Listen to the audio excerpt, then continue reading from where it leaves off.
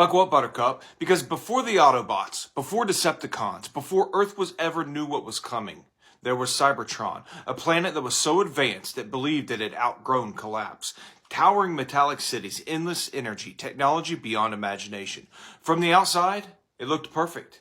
But every civilization looks strongest right before the cracks begin to show. And Cybertron, it was already cracking. See, most people remember these Transformers as robots who were punching each other in parking lots while buildings explode in the background. But the deeper lore? Oh no. This wasn't just a war. This was complete societal collapse, political corruption, class division, propaganda, and revolution. There was a civilization destroying itself from the inside out. And the wildest part? The villains weren't born villains. See, Cybertron operated under something called functionalism. Sounds fancy, sounds efficient, but let's call it what it really was. It was a caste system. See, you weren't free to become whatever you wanted. You were assigned a role. You were built for labor, built for leadership, built for science, built for war. Your purpose was chosen before you even understood yourself. And if you were born into the lower classes, well, good luck climbing up. Because systems built on hierarchy rarely ever let go voluntarily.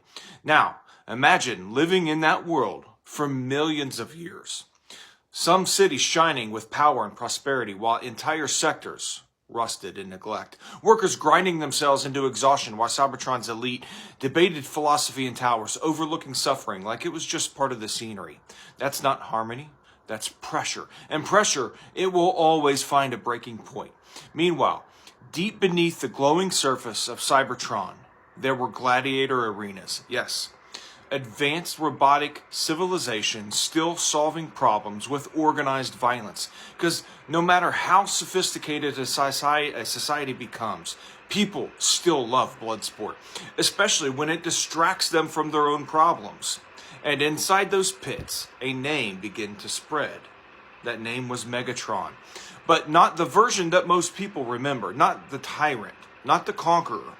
At first, Megatron was something far more dangerous.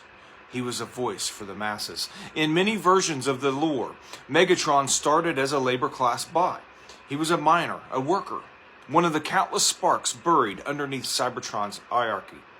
But unlike everyone else, he began to ask questions. Why are some bots born into power? Why are others built only to serve?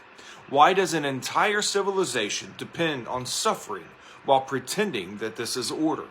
And those questions begin to spread very fast. Nothing terrifies a powerful system more than people realizing the system was designed to keep them powerless. Now, somewhere else on Cybertron, another bot was watching all of this unfold. Optimus Prime. Well, he wasn't yet. At this point, he was Orion Pax, a worker, a believer, someone who still thought that the system could be fixed without tearing everything apart. And right there, that's the entire tragedy of Transformers. Two bots looking at the same broken world and reaching completely different conclusions. See, Megatron believed the system was corrupt beyond repair. Orion Pax believed reform was still possible. One wanted revolution, the other wanted restoration. And history has shown us over and over again, those two ideas rarely coexist peacefully for long. Meanwhile, Cybertron's leadership kept doing what collapsing civilizations always do. They were ignoring the warning signs, suppressing dissent, calling uncomfortable truths dangerous. And every time they tightened control, they pushed more bots towards Megatron's movement. Because when people feel unheard long enough, they stop asking for change politely. And here's the part that hits hardest as an adult. Megatron didn't originally see himself as a villain. He saw himself as necessary.